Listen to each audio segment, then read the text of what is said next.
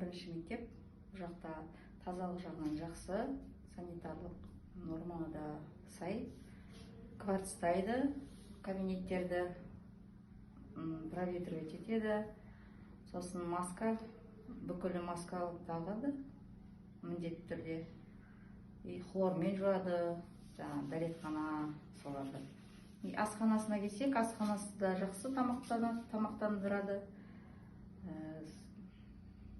Таза, жаңа қарап шықтық, бәріміз тексеріп. Сосын формалары таза, бастарында бас киім, әлі міндетті түрде